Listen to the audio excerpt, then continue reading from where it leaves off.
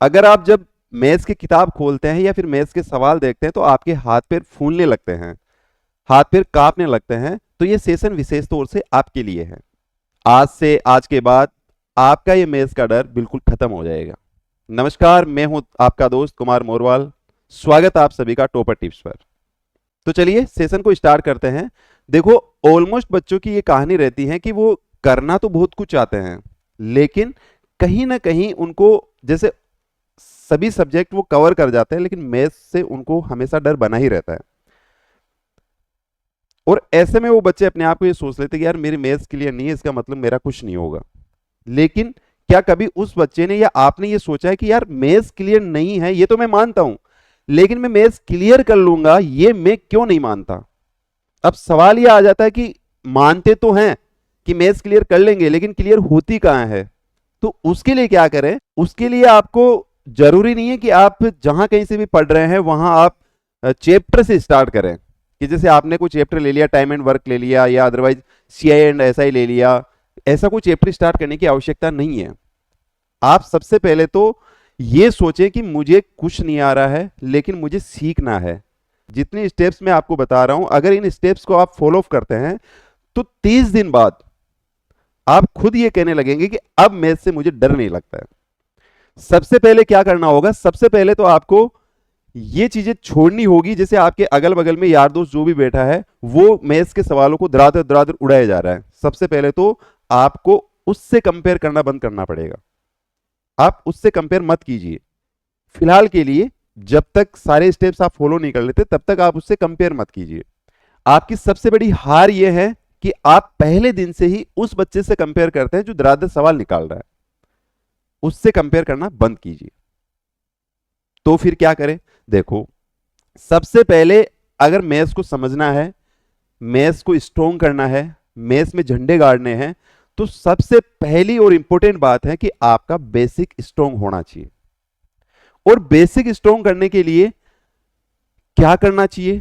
तो सबसे पहली मैं बात आपको बता दूं कि बेसिक जिस बच्चे का स्ट्रॉन्ग होता है, मैथ्स को अच्छे से वही कवर कर पाता है। और बेसिक को कवर करने के लिए क्या क्या इंपॉर्टेंट चीजें होती है वो देख लेते हैं। देखो, सबसे पहला तो आपका बेसिक होना चाहिए, आपको अच्छे से जोड़ना आना चाहिए।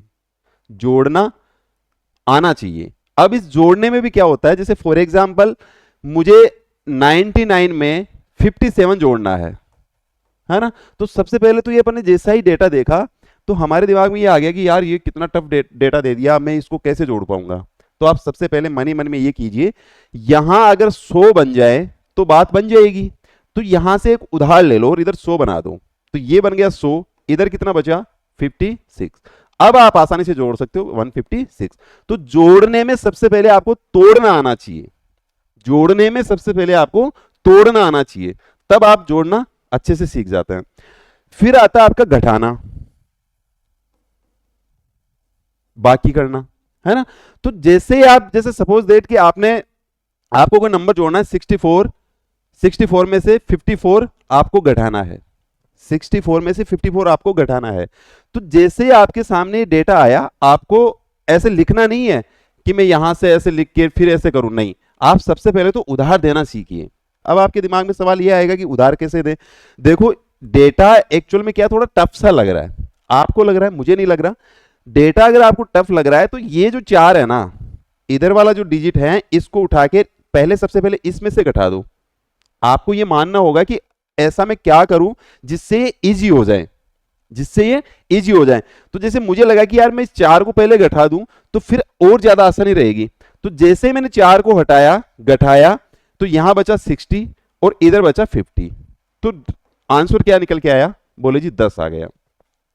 और एक्चुअल में देखा जाए तो इन दोनों का डिफरेंस है भी कितना? बोले जी 10 है। ऐसे भी अगर आप घटाते हो तो भी कितना आता है? 10 आता है। लेकिन हमने क्या नया सीखा कि हमने ये सीख लिया कि हमें इधर से इसको उधार देके पहले उसको हटा लेना है जो डेटा हमें थोड़ी दिक्कत दे रहा है। आई बात समझ में? कैसे? ऐसे मान लो कि जैसे मान लो 98 में से मुझे 64 घटाना है। अब पेचीदा सवाल ये हो गया कि अब डेटा थोड़ा टफ हो गया, तो मैं क्या करूं? तो ऐसे में क्या करना होगा आपको? सबसे पहले आप इस 4 को इधर भेज दीजिए, 4 को इधर भेज दीजिए, इधर भेजोगे तो घटेगा, घटेगा तो कितना रहेगा, बोले जी 94 रह जाएगा, और इधर कितना रहेगा, बोले जी 60 रह जाएगा। अब थोड़ा डेटा इजी हो चुका, क्योंकि अब 94 में से 60 घटाना यानी 34 आ जाएगा। अब थोड़ा डेटा इजी हो गया। तो सबसे पहले आपको डेटा को तोड़ना आना चाहिए, जोड़ना या घटाने से पहले आपको डेटा को तोड़ना आना चाहिए। फिर इसके बाद में आपको जो है वो गुणा करना आपको आना चाहिए। फिर चौथी चीज आती है कि भाग देना आपको आना चाहिए, है ना। इतना जब हो जाता है, इसके बाद में देखो ये एक दिन में होने वाली चीजें नहीं है। अगर आप पहले दिन से स्टार्ट करोगे तो 30 दिन तक ये चीजें आपको फॉलो करनी पड़ेगी, आपको बार बार इन चीजों पे प्रैक्टिस करनी पड़ेगी, तब जाके ये चीजें क्लियर हो पाएगी। इसके बाद में आपको जो है वो सीखने की जो चीज है वो क्या है कि यहां जब ये गुणा आया या ये जो भाग आया, ये एक्चुअल में होता क्या है, आपको ये भी पता होना चाहिए। एक्चुअल में जो गुणा होता है ना, वो होता है बार बार जोड़ने की क्रिया, बार बार जोड़ने की क्रिया। कैसे, देखो अगर मुझे 2 को 5 बार जोड़ना है तो आंसर क्या आएगा, बोले जी 2 में 2 जोड़ेंगे 4 आएगा, 4 में 2 जोड़ेंगे 6 आएगा, 6 में 2 जोड़ेंगे 8 आएगा, और 8 में 2 जोड़ेंगे 10 आ जाएगा। लेकिन अगर मुझे इसके अनुसार करना होता तो क्या करता, तो मैं ये करता कि 2 को मैं 5 से गुणा कर देता, तो भी मेरे पास आंसर क्या आ जाता, 10 आ जाता। यानी ये तो तय हो गया कि बार बार जोड़ने की जो क्रिया है वही क्या कहलाती है, गुणा कहलाती है। आ गई बात समझ में।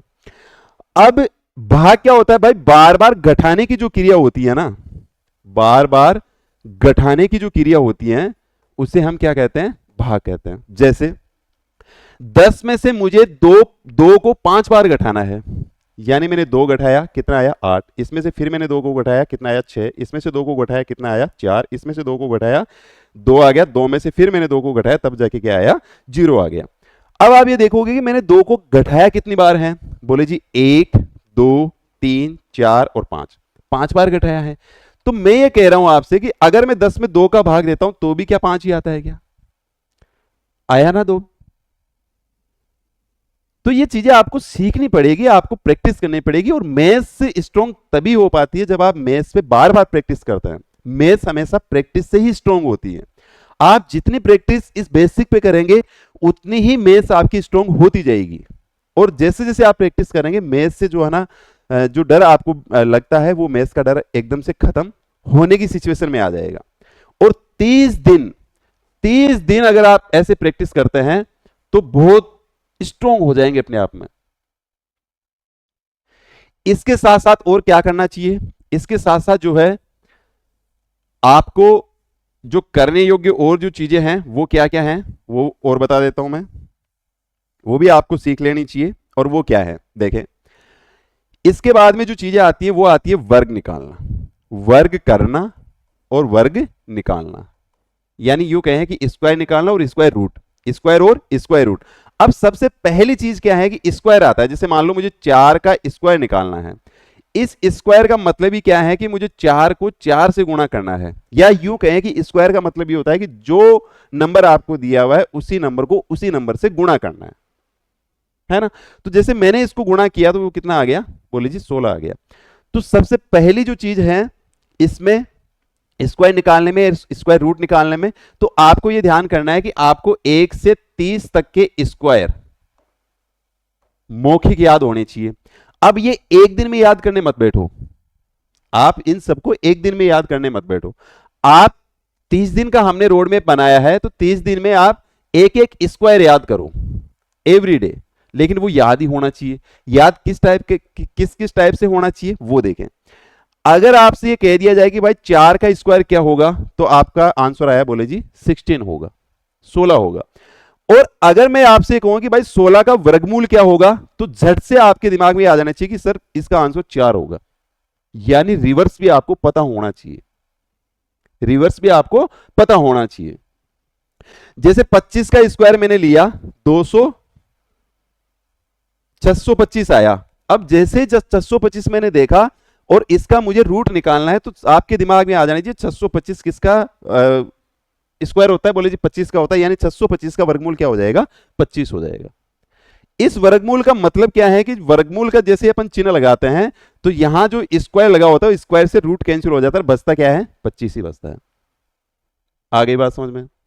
इसके बाद में, इसके साथ में और इसके बाद में क्या करना है आपको, घन और घनमूल, घन और घनमूल, यहां था वर्गमूल है ना। तो घन और घनमूल से मतलब क्या है कि घन यानी क्यूब और ये हो गया क्यूब रूट, क्यूब रूट।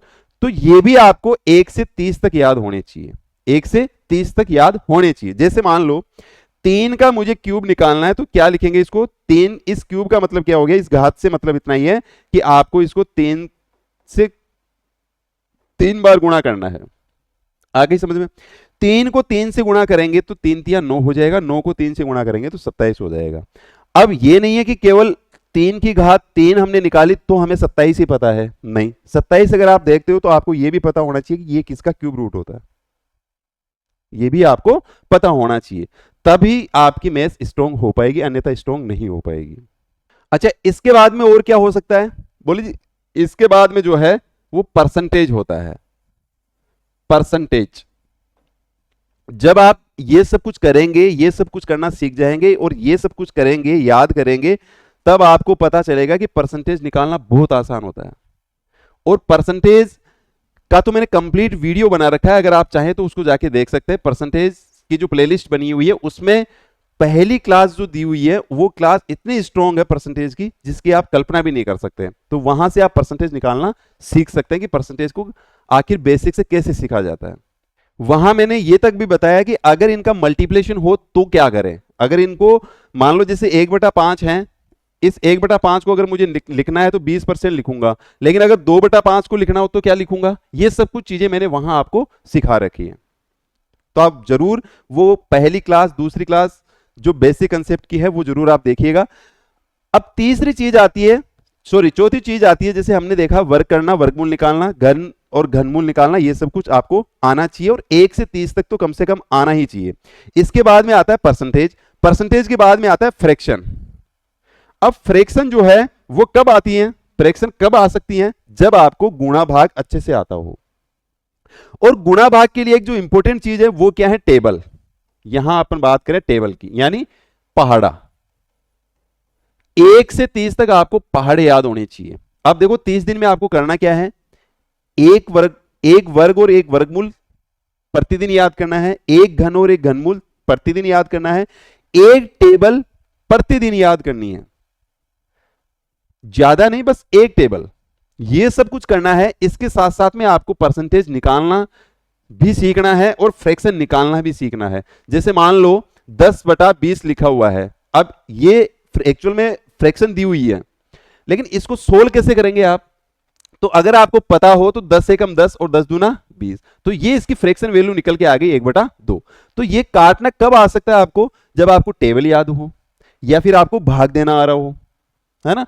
तो ऐसे करते करते करते ये स्टेपें बहुत छोटी छोटी हैं, इनको जैसे ही आप फॉलो करेंगे, यकीन मानिए 30 दिन बाद में आप मैथ्स के बादशाह बने हुए दिखेंगे।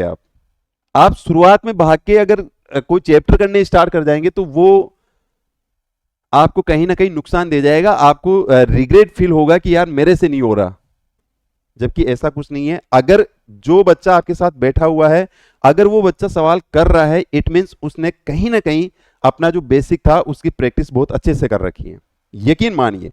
फिर इसके बाद में जो है कंसेप्ट आते हैं, फिर आप कंसेप्ट सीखो, फॉर्मूला सीखो, वो एक अलग बात हो गई। लेकिन इन सबको मैथ्स के किसी भी चैप्टर को क्लियर करने के लिए आपका ये बेसिक स्ट्रांग होना बहुत जरूरी है। और जब तक आप बेसिक स्ट्रांग नहीं करते हैं, मैथ्स का डर आपका निकलेगा नहीं, बल्कि दिन प्रतिदिन आपको वो डर खाया जाएगा। तो उम्मीद करता हूं कि आज का ये सेशन आपके लिए काफी फायदेमंद रहा होगा, आपके हर चीज, हर डाउट क्लियर हुए होंगे। और भी कई नई नई चीजें, नए नए स्टेप्स या मैथ्स को जीरो से बिल्कुल एडवांस लेवल तक सीखने के लिए अगर आप इस चैनल पे नए हैं तो प्लीज चैनल को सब्सक्राइब कर लीजिए। धन्यवाद।